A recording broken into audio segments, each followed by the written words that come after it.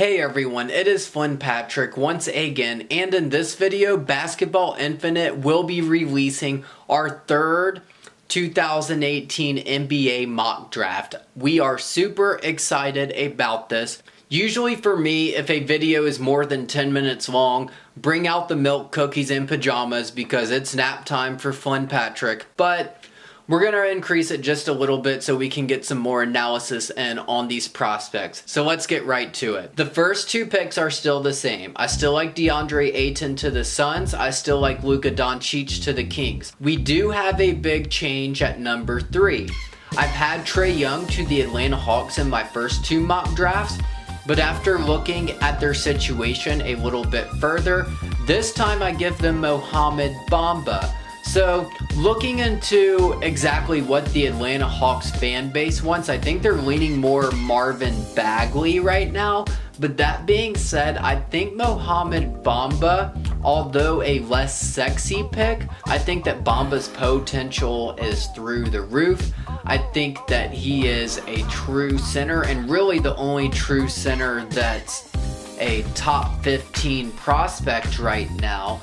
And he has the ridiculous wingspan. He has some skills that are just unreal. His offensive game needs a lot of work, but I think he would be a better fit next to John Collins than maybe Marvin Bagley would be. He's also got the ridiculous defense, and although he is a less sexy pick than Marvin Bagley, I do think that Mohamed Bamba could potentially change this Atlanta Hawks franchise around. I do still have Marvin Bagley III to Memphis. And at number 5, I had Mohamed Bamba going to Dallas in my last mock draft, so that means that Dallas has to make a different pick.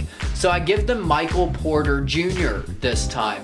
The word is that Michael Porter Jr. is pretty much back to healthy in these workouts that he's been doing before the draft. And before his injury, he was pretty much a guaranteed top 5 pick, and some mock drafts even had him number 1 at some points. So this is a very high potential pick. I've called Michael Porter Jr. pretty much a 3 inches taller Tobias Harris if he reaches his ceiling, which is a really good player. So you combine him with Dennis Smith Jr. going forward, and this gives Dallas some serious arsenal going into the next 10 years, and Michael Porter Jr. could absolutely take Dallas to new heights. Alright, so let's get to picks 6 through 10. So we had Trae Young to the Atlanta Hawks in our first two mock drafts. That has changed. So now we give Trae Young to the Orlando Magic.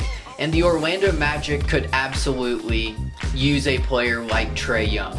I like Aaron Gordon, I like Jonathan Isaac, but you get Trae Young at the starting point guard to lead this Magic team into the future. Fans will come to the games. This Orlando Magic team has been mediocre for a while, and I think that Trae Young could absolutely give this Magic team a boost. So I had Collin Sexton to the Orlando Magic in our first two mock drafts, and now I give the Chicago Bulls Collin Sexton. I think Collin Sexton is a very talented player. He's a pretty unique player. I'd like to see his playmaking improve a little bit, but other than his playmaking, his scoring as a point guard and his mentality is absolutely ready for the NBA. I read a report that the Chicago Bulls are strongly considering Collin Sexton, and I think Collin Sexton could be the point guard of the Chicago Bulls' future. So at number 8, I give the Cleveland Cavaliers Wendell Carter Jr. this time.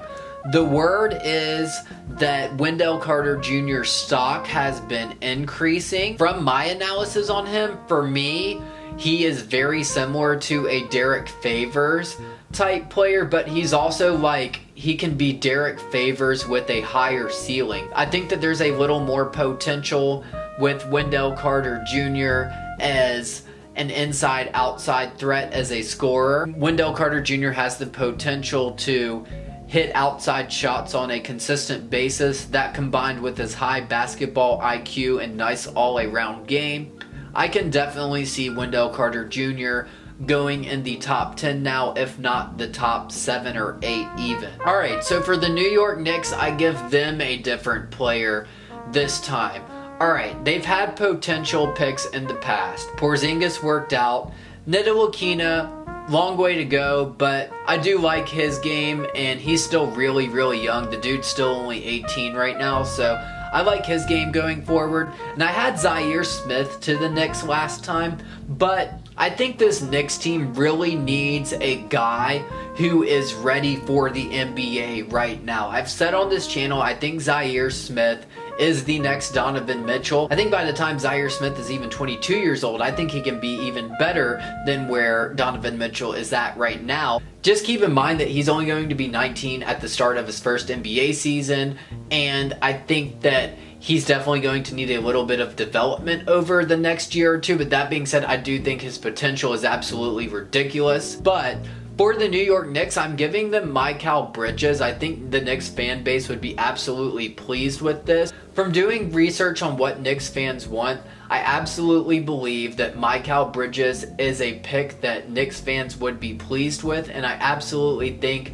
that he is a good fit for this team as well. You get a wing who has a high basketball IQ, a winning mentality, and is a consistent outside shooter, and he has nice size as well. I really like this pick for New York. I think Mikal Bridges could thrive in New York. And I still have Zhaire Smith in the top 10. I'm a big fan of him, but I have him to the Philadelphia 76ers this time, and I think that'd be a nice situation for him as well. They could use a player like him. I think that he could be starting at shooting guard, and I think Zhaire Smith could be getting playing time for Philadelphia a lot sooner than later. Alright, so let's get to picks 11 through 15. Okay, this is a little bit of a surprise. In this mock draft, I have Jaren Jackson Jr. falling all the way to 11, but if Jaren Jackson Jr. happened to fall to Charlotte, the fans of the Hornets would be jumping up and down, I am sure.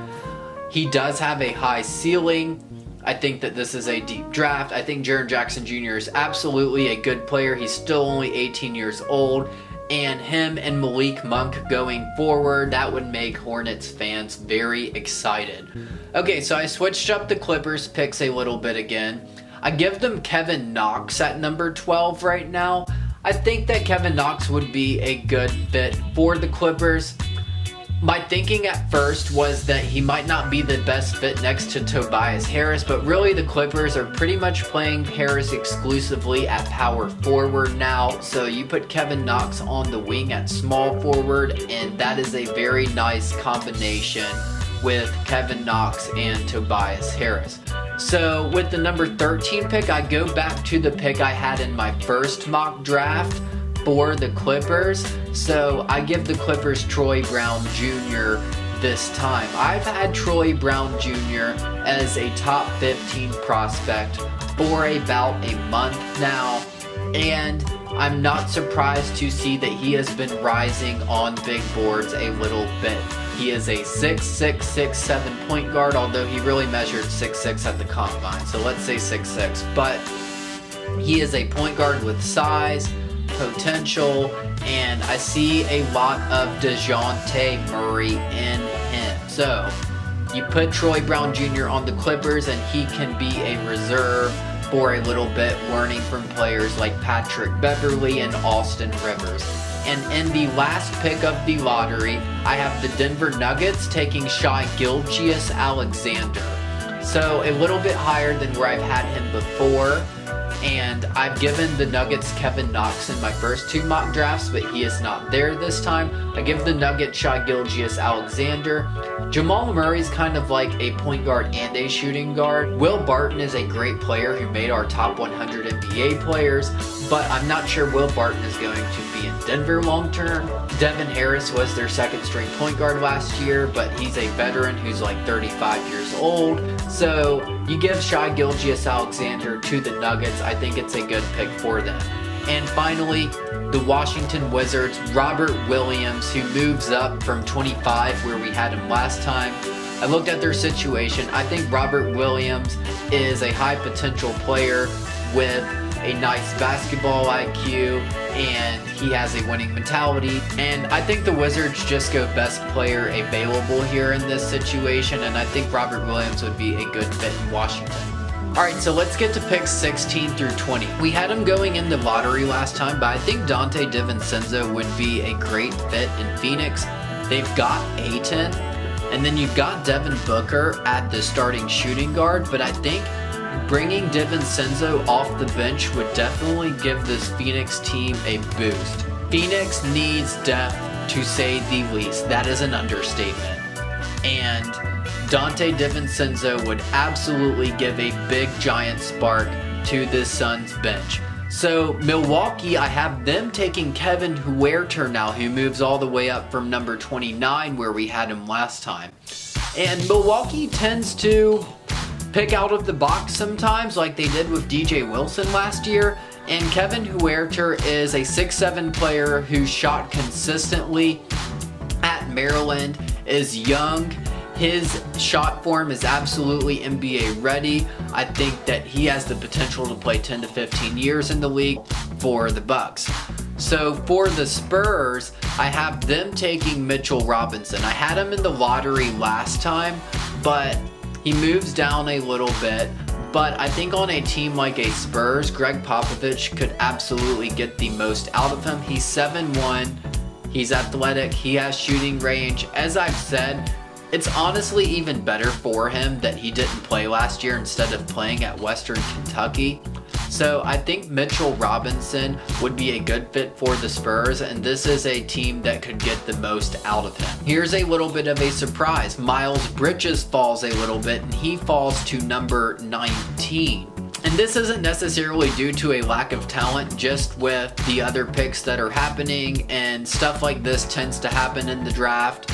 And Miles Bridges falls to number 19, but I think this would be a good fit for Miles Bridges. He probably would not be too pleased to fall to number 19, but you combine him with Mohamed Bamba, and that would be a really good combination going forward. I really like Miles Bridges. I think that he is a dunk contest candidate, and I think he has a winning mentality. So Bamba, you have a high potential pick, but I think Miles Bridges is definitely NBA ready right now. I think Bridges would have been a lottery pick last year had he entered, but I think he would be a good fit in Atlanta here. And finally, I give Chandler Hutchison to the Minnesota Timberwolves. I had them taking Dejan Musa last time, but I give them Hutchison this time. They need a backup wing, and it was really close between him and Dejan Musa, but I like Chandler Hutchison. I think that he is NBA ready now as a reserve, and I think he'd be a good fit in Minnesota.